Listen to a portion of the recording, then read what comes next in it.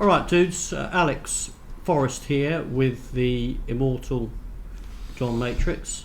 We run, me, John, Tim Powers, and Hannah Sukina, Ukrainian stylist, have created and are developing and evolving this long weekend approach course for guys. Trying to create this model, this framework of kind of 3 courses a year. Just make them the signature events, and try and encourage guys to attend one of those 3 courses. Now, the course coming up on Thursday, and there are 2 places available. If anybody wants to do something last minute, please do. It's beautiful sunny weather here in Warsaw. It's probably no better time all year. That's right. That's it, because the summer was great, but it's really hot. So this is it's cooled down a bit now. This is the autumn now, so it's still sunny, but it's fresh. Yeah. So there's no better time to do a course. What we've found this time is we've had 4 guys, but not all of them can make it on the same days. So if you are interested in a course, whether it's the spring, the summer, or the autumn course, let us know in advance. We can always talk to other guys and see what weekend suits them best. Obviously, we do. So we're actually coach. So obviously we do individual coaching, but I do think, particularly for the newbies, a course is best. It just creates a positive energy. You meet other guys. It's quite dynamic. You have a lot of fun offline as well as online, as it were. So there it is. There's the course, and I think it's competitively priced as any other course out there as well. Okay, so I'll just hand over to John on the texting stuff. How has the world changed since we first put on our day game boots, John? All right. What's that? How long ago was that? 10 years ago? Longer. So we're talking 2010 to 2014-ish, around that time. No Tinder, no social media, none of these apps, and no WhatsApp, so it was SMS only. And the old thing that I used to say to guys was, you don't need to be, when guys say, I'm terrible at texting, it's like, you don't need to be good at texting, right? You don't need to be a wordsmith. All you need to do is, it's all about the day game. You do a good approach, you get the phone number, you send out the feeler text, you have a banter back and forth for a couple of days, and you invite her out, and that's it. Bang. It's not quite like that anymore, for a couple of reasons. Number one is the landscape has changed. We now have those aforementioned apps. Girls are bombarded day in, day out with guys, with social media, with nonsense, distractions, all these kinds of things. And how often do you get a girl saying, we can stay in touch on Instagram? Exactly. And girls are on Instagram all day. So that's number one. Number two is, I'm now in a place where I'm dealing with very, very feminine women whose emotions fluctuate wildly. So there's kind of 2 things going on. Number one is you have all these apps and distractions. Number 2 is you're dealing with women that need to be kept warm, otherwise they go cold quickly. Yeah. So the kind of women where if they're feeling good, they'll answer your text. If they're feeling good, they'll come out. If they're not, they won't answer your text. If they're not, they won't come out. This kind of thing. So you kind of have to really start to understand what her body language is, her sort of metaphorically. When she sends you a text message, you have to read the body language of the text in the same way as you would read a woman's body language in person. You have to actually apply your mind to interpret the text, and see what the emotional ground is behind it. Exactly, and this is whereas I'm a very logical person, so answering logically doesn't work. It's about being able to actually read the body language of the text and what's the emotion being communicated. Now, Tim Powers, who's also teaching on the course, he's a master at this. He is. He's just a master, and I've been learning from him, and he's been helping me with my texting, and I'm actually starting to click now, and it's really working. But yeah, you have to engage her emotions. You have to make her feel things. You have to become so compelling that you go above all of the other crap that's sent to her phone, all of the distractions, all the Tinder and the nonsense. You have to become like catnip, where she just wants to text you all the time, right? That's where the landscape has changed. And just said, if you're day gaming in places where You're dealing with these super feminine women, like in Eastern Europe. You've got women that can go cold like that, so you need to keep them warm. You know, you need to engage them. So have you got an example of how you might spark a girl's emotions in a certain situation? Great. So yeah, create intrigue. That's one. So a good statement that I use, statement's a question that I use quite often, is I send them the initial text, there's a back and forth, and then I'll say, by the way, there was something else that I noticed about you, if you're curious, right? What girl isn't going to say, tell me, right? Yeah. So it's like, yeah, it's one of the things. So as Tim's been helping me with the texting, I'm starting to sort of, using my logical mind, I'm starting to like pick apart what you're doing and realising that actually there's different responses based on what she's saying. But it's really about making her feel things, be compelling. Sometimes it will mean banter, right? She's bantering with you. It's actually a lot like the approach. It's like you're doing the approach again on text. So to begin with, you'll banter, right? Yeah. Until she yields, and when she yields, then you reward her, right? With something genuine, you know. So like you'll banter backwards and forwards, then she'll give up, and she'll say something genuine to you, and then you reward her by saying something genuine back. I'm giving you kind of like in a nutshell, kind of broad overview, but that's what's going on. And it's really interesting when you actually look through these text messages, whether they're mine or Tim's, you can actually see the different stages. You can see the emotions that she's going through, and then you want to get her buying temperature really high, and then you invite her out. Yeah, because in a way the principle's still the same. It's the same, yeah. You know, a girl may be non-committal or logical in texting. She may not be responsive in texting. She may be positively texting. And when a girl is positively texting, that's a time to ask her out on a date. So, I mean, I think Todd Valentine, is that his name? Texting 101, his principles there still stand. You know, so you do want to be asking a girl out on a date once she's responding positively. But the thing is, you might have to do more work in terms of adding value and really warming her up, warming her buying temperature up, so to speak. Exactly. And be patient. The worst thing is reactivity, because you think, oh, why hasn't she messaged? And I sent her that, and then you send them kind of a message which might not be, why haven't I heard from you? But it communicates that in the way that you word it. Kind of comes through, doesn't it? Yeah. And it's about just continually to add a little bit of value, as you say, be distinctive. Yep. So you just come up, you are like the catnip. Yeah. Amongst everything else. But yeah, not being and so you got to work. It's a bit of a longer game. Yeah, so with some girls it is. That'd be like fair this one that I was telling you about. This has gone on for like 6 weeks, and then so she was busy. But then what I want to do is I invite her out. She can't do those 2 days. She doesn't suggest an alternative. I want to say, okay, well, what about this day and this day? You can't do that. Then what I said was, okay, well, actually, so, and then the next week it's like, oh, I'm busy now, right? And then she's like, why are you so busy? And she's, you know what I mean? You're almost like making her chase me, where she wants to. It's so funny, but like, it's like it's. I don't want to use the word manipulative because it's not, but I mean, all communication is manipulative to a certain extent.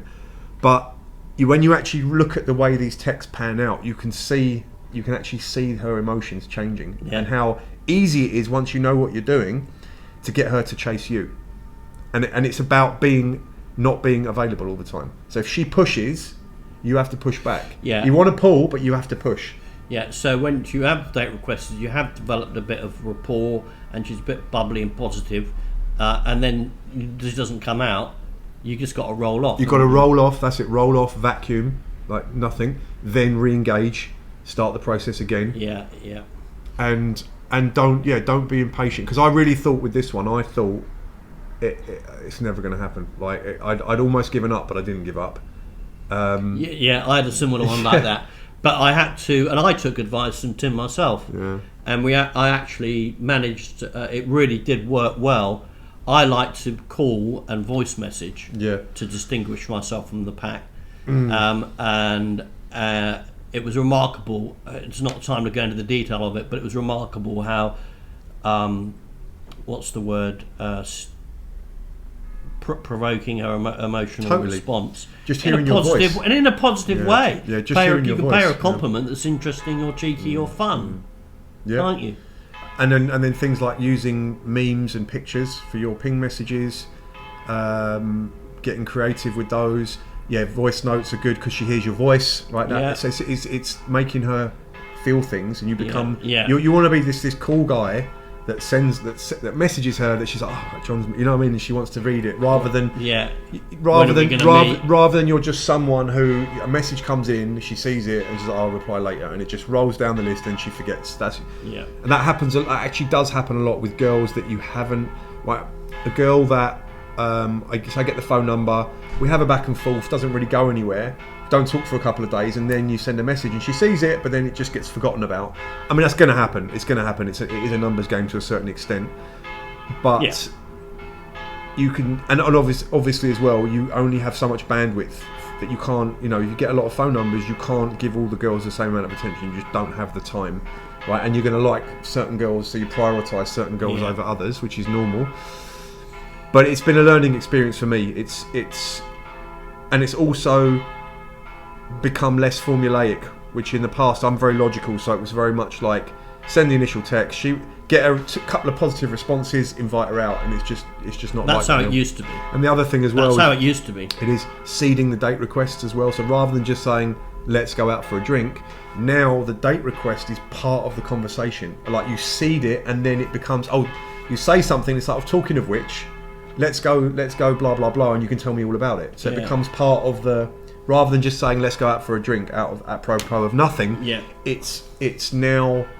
It flows because it seems natural, because it's part of whatever you were talking about, for you to then say, oh, let's go and do this. I've got a fun idea, let's do this.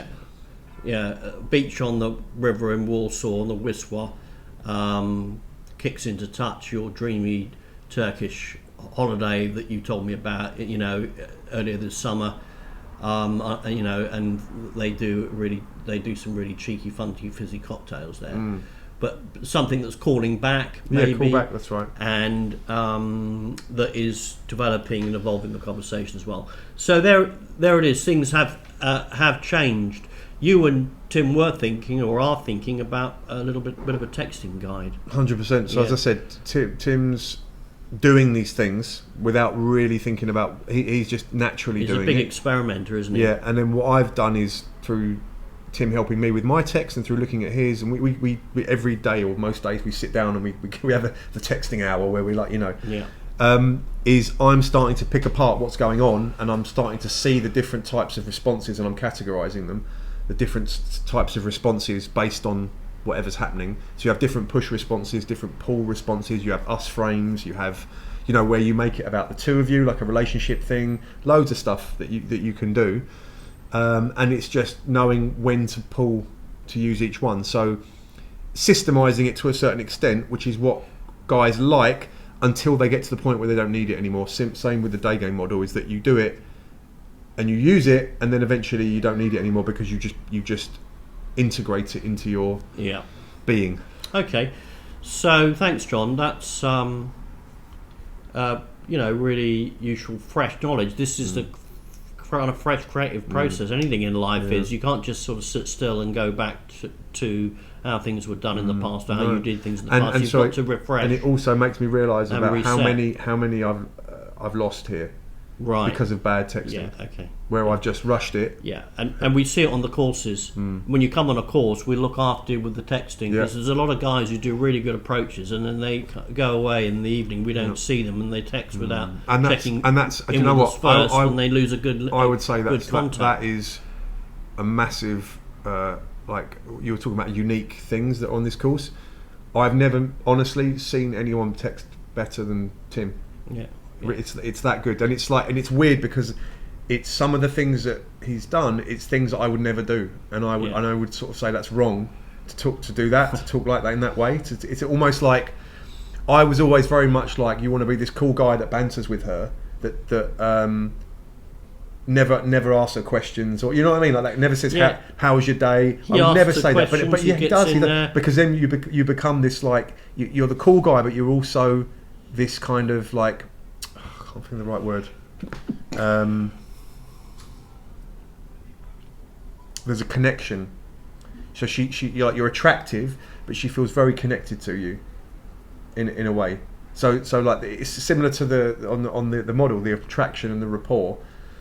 But what I used to do was all on a texting. It was all attraction. It was all banter, and there was no just like normal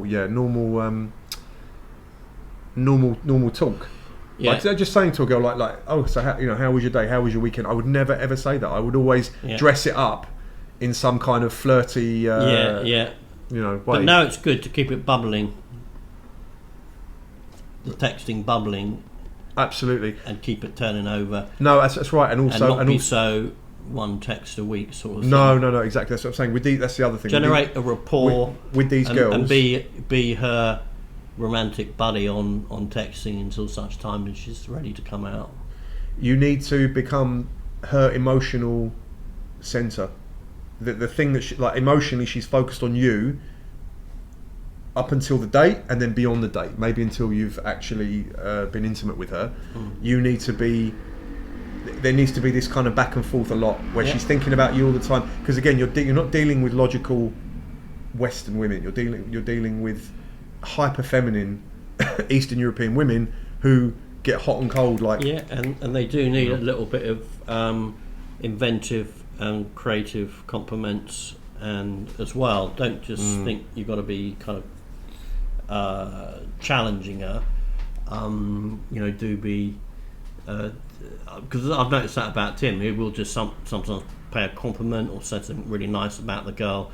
And I've noticed talking with Hannah, with the Ukrainian girls, that they actually need a compliment. They need a gentleman. They want you to say, "Have you got back home okay?" Yeah, I agree. And that kind of a thing. Yeah, it's good. It's good. I said the texting thing has been a game changer for me. Good. And I actually think I might even go as far as to say the game is played in texting. Ooh, that's a bit of a bombshell. I think we should draw down the curtains on that. Potentially profound. Yeah. Final remark. It's changed the way I think about things. But my analogy. Yeah. Go on. Come on. One of my favourites, golf. Yes, I know the one. You the skills are in driving a ball 400 yards. That's that's a real skill. Pitching into the green, again, really skillful. But then you get on the green and you're like, oh, it's just a ball and I've got this putter and there's a hole. I just do that, don't I? And what happens is you think, well, I don't need to work, and then you three putt, and that's the texting. Yeah. It's not so much that it's a massive amount of work and skill. It's more that you say, hang on, the job's not done yet. No, that's right. It's nuanced. And it's nuanced. Yeah. All right, guys. Take care. Bye for now.